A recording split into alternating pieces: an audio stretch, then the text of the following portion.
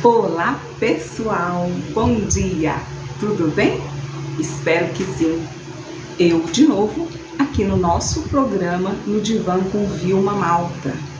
E pessoal, hoje eu vim trazer para vocês um tema que está me incomodando muito. E eu tenho visto que muitas mulheres não agem a respeito disso. E que isto está aumentando a cada dia mais. É horrível você saber de situações onde mulheres aceitam isso. Então, qual é o tema que eu quero deixar um recadinho hoje para vocês? É sobre a violência sexual contra mulher, contra nós, mulheres. Bom, para começar, eu trouxe umas informações básicas, tá? Do código aí, né, de defesa das mulheres. Tem muita coisa importante para a gente pesquisar, para nós colocarmos em prática. E depois eu vou deixar um case que eu vi outro dia, e aquilo me deixou revoltada. Mas aí eu conto o que aconteceu. Então, olha só, um dos instrumentos mais importantes para o enfrentamento da violência doméstica e familiar contra as mulheres, um dos instrumentos que nós podemos usar a nosso favor é a Lei Maria da Penha. Aí eu me pergunto, por que tem mulheres que, eu já falei isso aqui outro dia, que apanham, que são violadas, que são estupradas, que são assediadas psicologicamente e não tomam atitudes.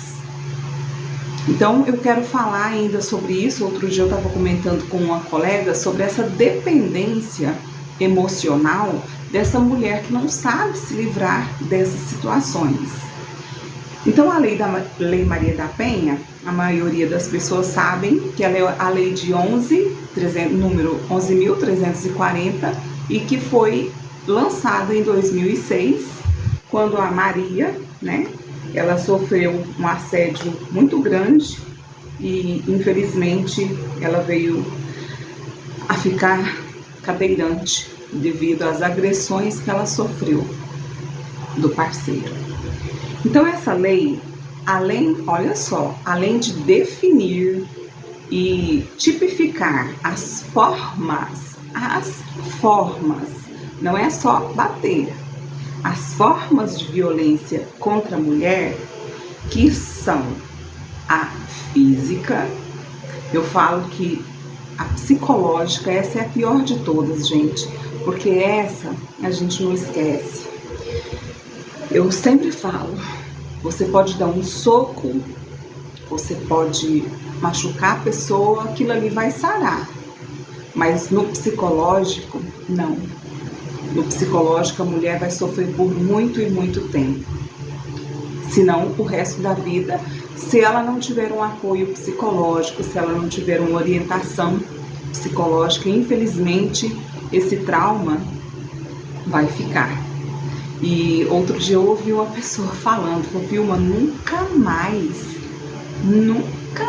eu quero homem na minha vida.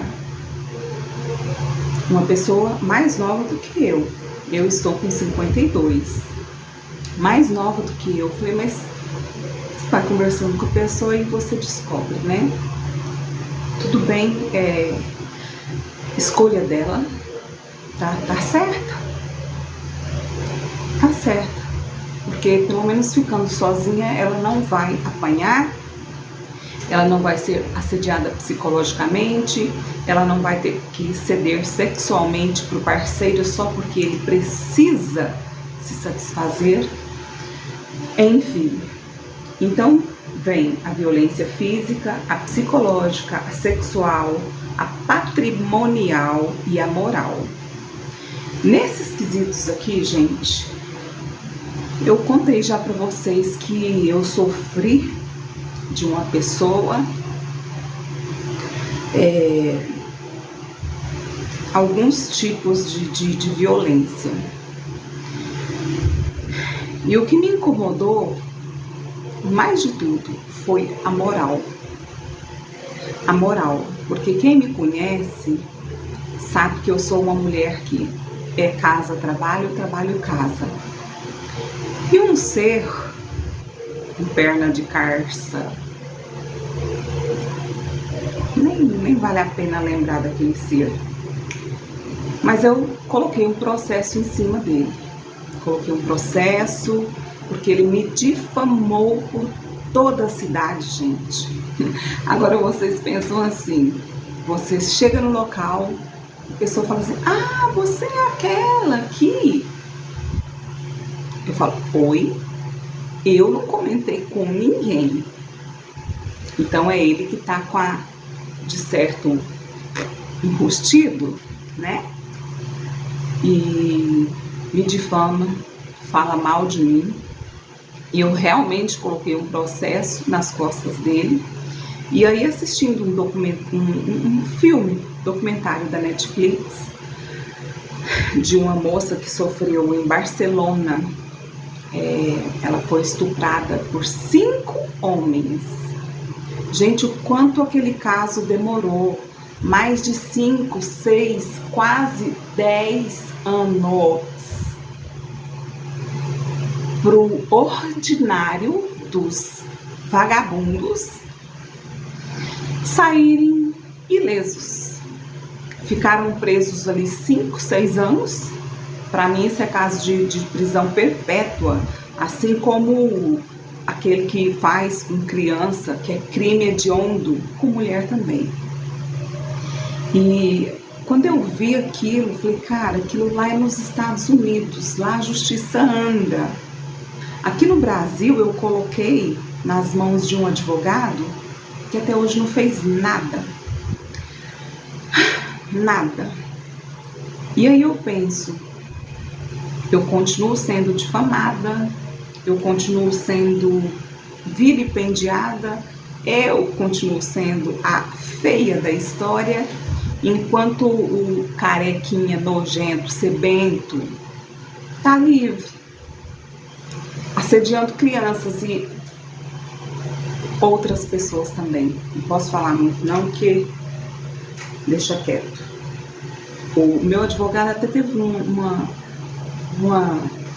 fala meio suspeita, sabe? Quando eu procurei por ele, ele disse, ah, é fulano, o ex daquela que ele deu 400 mil reais?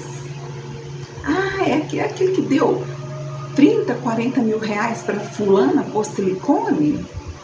Eu falei, epa, se ele conhece o ser, por que ele não tomou atitude? Sei não.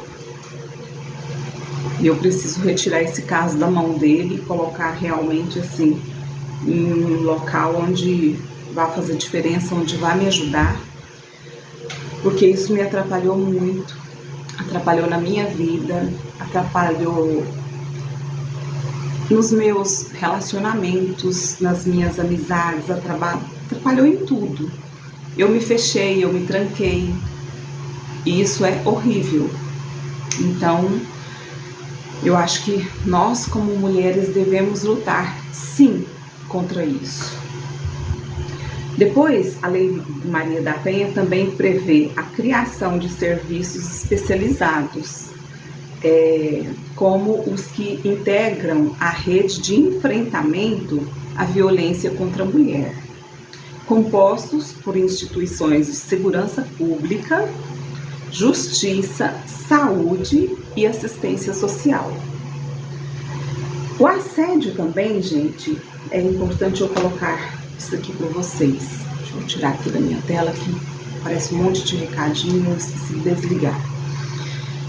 O assédio também, ele é uma violência que pode ocorrer no ambiente de trabalho, onde a mulher se sente muitas vezes intimidada, porque o patrão ou outras pessoas assediam e falam, olha, se você contar, né? Então eu falo assim para vocês, em São Paulo, Ribeirão Preto, eu trabalhei na USP E lá eu trabalhei no núcleo de pesquisa e assédio moral psicológico contra as mulheres.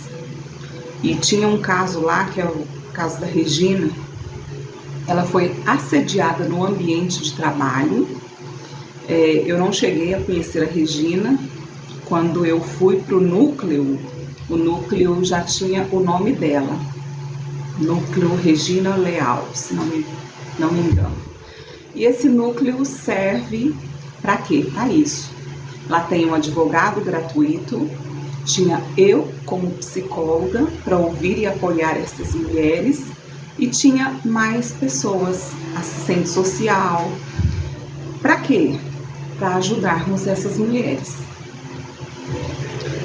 Realmente coisa assim que lá em Ribeirão, eu já falei para vocês também, eu dava muitas palestras, e nas palestras que eu dei pela USP sobre, né, o núcleo de pesquisa, né, de assédio moral contra as mulheres, ia eu e o advogado dar palestras por todas as USPs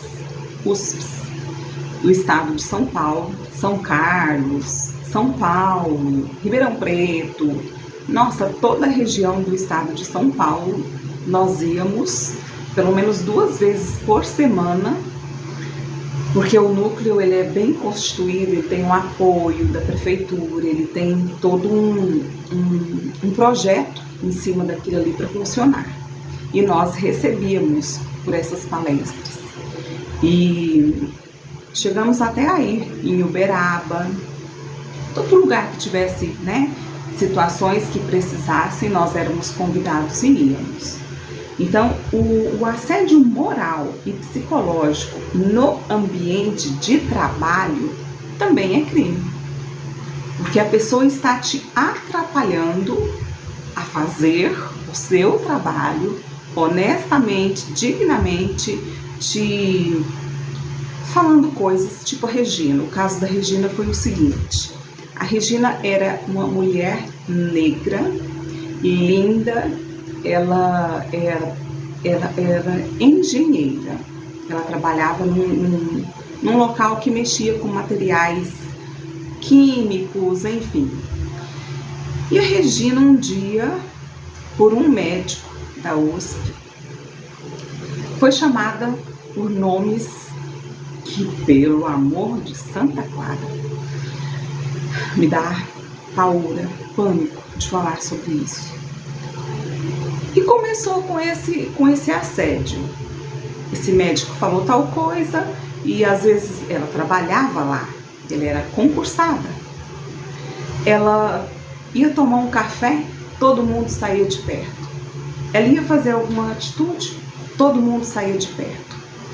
E a Regina sofreu na pele, gente, esse assédio moral e psicológico no ambiente de trabalho. Até que um dia ela denunciou. Ela foi a primeira mulher assim que teve a coragem de denunciar. Porque quem vai acreditar na palavra, até no documentário fala isso, né?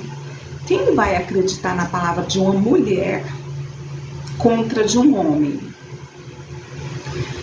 Infelizmente, nós somos vítimas até hoje.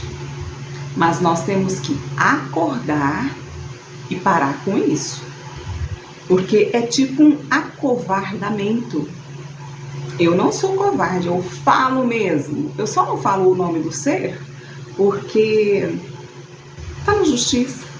E eu espero que Deus me honre para ver aquele ser no lugar que ele merece. Ou pelo menos me pagando. O dinheiro dele não vai tirar as merdas que eu ouvi das pessoas da minha cabeça. Mas ele precisa saber que ele precisa parar de fazer isso. Porque se ele fez comigo, eu sei que ele fez com 2 outras. Né? Aí, na época, o meu advogado, o que ele fez? Por que você não chama fulana e ciclana para juntar com você? Porque com certeza tem mais mulheres. E eu falei, não. Eu não vou, eu sei que ele fez isso comigo.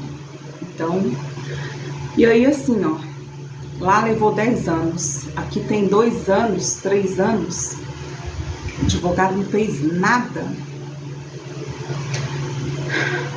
Não desista, nós temos que nos juntar, igual foi feito em Barcelona, gente. Assiste esse documentário que está na Netflix. Chama Nós Não Estamos Sozinhas. Vale a pena. Voltando a Regina. A Regina foi sofrendo aquele assédio moral e psicológico no ambiente de trabalho, onde ela chegava e as pessoas já rejeitavam, onde ela chegava e as pessoas já tinham, já tinham ouvido mentiras a respeito dela. E isso se passaram 2 anos. A Regina tomou remédio, tentou o tratamento psicológico, tomou antidepressivo, mas foi algo que foi realmente corroendo ela por dentro, porque cada pessoa que ela procurava, cada amiga, que eu sempre falo aqui, gente, pelo amor de Deus, cadê os amigos nessas horas? Se afastaram. Aí teve um dia lá na USP, dentro da USP, no laboratório em que ela trabalhava, no momento do almoço, depois de sofrer muito com isso, com essas calúnias e difamações que as pessoas fizeram contra ela, ela não suportou mais, ela baqueou e ela entrou dentro de um quartinho que tinha uma chave bem escondida, ela era responsável, pelo departamento. Ela foi, abriu o armário e tomou todo tipo de veneno que existia. É uma tristeza falar isso, mas ela tomou. E quando a colega voltou para o departamento, ela já tinha tomado muita coisa, já estava corroendo ela, já tinha ácido, tanta coisa, Jesus tem misericórdia, que ela já estava vomitando, já estava desmaiada. E a colega pediu socorro, levaram ela para USP, no hospital da USP. Isso, gente, no dia do aniversário dela. Infelizmente, foi a forma que ela encontrou de fugir de tudo isso e de deixar como marco na história as práticas maléficas que essas pessoas fizeram contra ela. Então, no dia do aniversário dela, já correram ali para a USP, levou para o Hospital das Clínicas, que é logo em cima, mas o que ela tinha bebido já tinha corroído tudo dentro dela, o estômago, a laringe, ela já estava, e ficou num estágio realmente horrível de se falar. E a Regina veio, lógico, com tanta droga, tanto medicamento, ácido, tudo, vocês imaginam, corroeu ela por dentro. Pensa que um maltrato, palavras de calúnia, de difamação causam no ser humano. Então ela veio a óbito e por isso o laboratório lá em Ribeirão Preto tem esse nome. Então lá nós saímos, como eu estava falando, em todas as faculdades onde éramos chamados, dávamos palestras sobre isso, sobre a violência sexual no ambiente de trabalho, dentro de casa. E realmente, assim, eu falo que Ribeirão Preto, nossa, foi uma bênção na minha vida. Foi um lugar que eu, fui muito feliz. E hoje eu tive que voltar aqui para onde eu estou, mas eu sei que, para Deus, Ele sabe de todas as coisas. Por que eu estou aqui? Só o tempo vai dizer. Então, devido a esse tipo de violência exercido, né, principalmente por pessoas que ocupam posições hierárquicas, tá lá no poder, gente, não pode subir numa caixinha de fósforo que já acha que é o rei ou a rainha da cocada baiana. Alô? O mundo dá voltas, viu? O mundo dá voltas. Então, esse tipo de violência exercida por essas pessoas, elas, nessas posições, né, hierárquicas, são as mesmas do assédio psicológico, sexual. Vai aí um mundo de informações. Olha só, pesquisando aqui, eu vi que até mulheres lésbicas, mulheres bissexuais, elas sofrem diversos tipos de violência em função da sua orientação sexual, desde agressões também físicas, verbais, psicológicas, até, gente, olha a palavra que eu encontrei, até estupros coletivos, que foi, aliás, aqui está escrito corretivos, que foi aplicado, por exemplo, coletivo lá em Barcelona, numa moça, que lá tem o dia de São Constantino, se não me engano, onde solta aquela boiada, nem sei se existe mais, aqueles touros, é a festa dos bois, e o povo correr para levar chifrada, é cada uma que a gente tem que tentar entender. Então essa menina lá em Barcelona, ela sofreu por corretivo, e 10 anos se passaram. E teve um momento que ela também pensou em desistir. Porque, gente, quando a gente não tem socorro, quando a gente não tem ajuda, quando a gente contrata um psicólogo, um advogado que não mexe os palitos para te ajudar, esse cara já está sendo covarde. Ele está se omitindo por algum motivo. Então, essas mulheres que têm, né, essas preferências, eu falo que eu não tenho nada contra, eu respeito, e eu tenho tanta história em Ribeirão, em Sertãozinho, que eu trabalhei com mulheres, com homens, com opções sexuais, né, diferentes, trabalhei famílias, porque as famílias geralmente são as primeiras, né, a não aceitar o filho ou a filha com essa escolha. E nisso vem muita coisa, gente. É um tema também interessante de gravar, porque vem muita coisa. Quando o pai descobre, a mãe descobre, por que não aceita? E tenho casos e casos para contar, mas hoje não. Então, essas mulheres que têm essas opções diferentes, elas sofrem também. E vocês imaginam a coragem? São corajosas demais. Outro dia eu vi um vídeo também, a mulher gravou, ela estava numa igreja, num culto, num templo, e ela, vestida como mulher, na verdade é ele, mas se assumiu como mulher, mostrou identidade, meu nome é tal.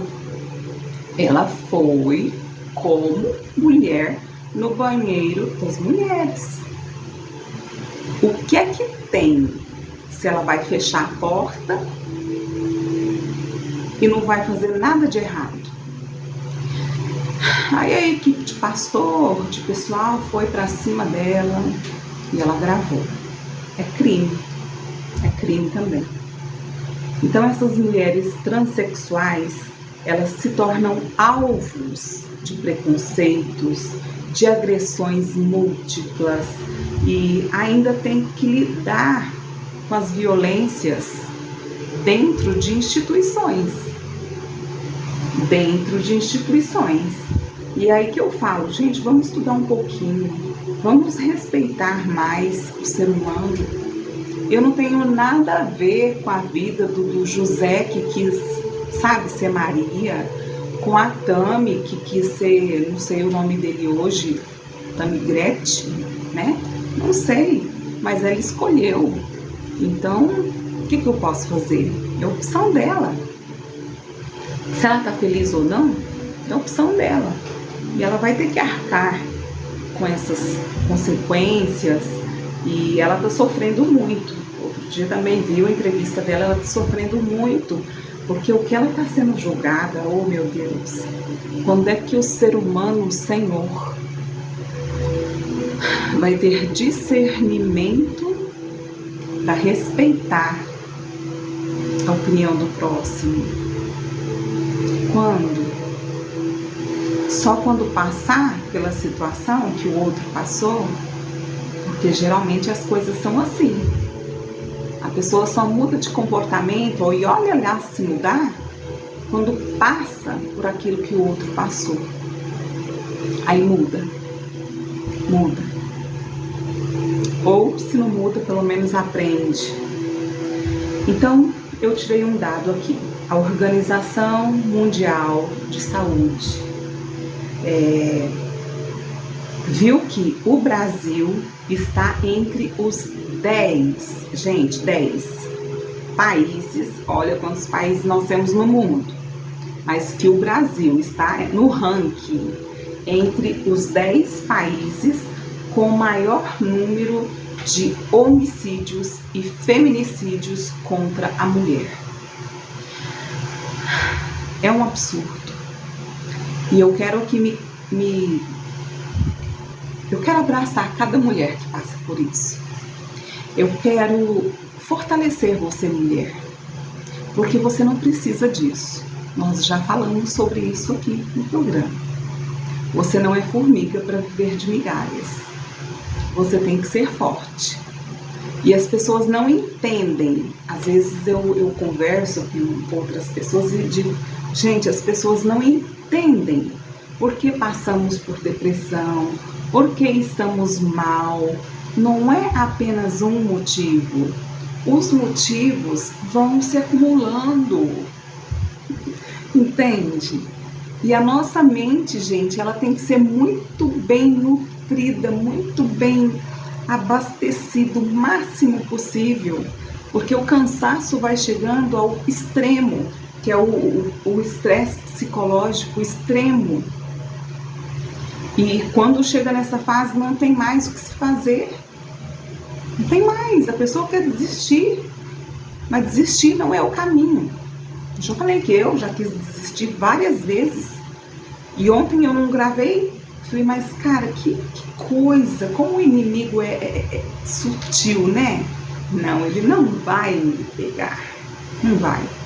Estou eu aqui gravando para vocês. Com muita gratidão. E para fecharmos sobre o assunto, já estamos aqui em 28 minutos, eu vi aqui o seguinte, vou colocar esses dados aqui para vocês. Deixa eu colocar aqui. O seguinte, veja bem, vou descer aqui um pouquinho, olha só, que 61% dos casos acontecem contra mulheres negras.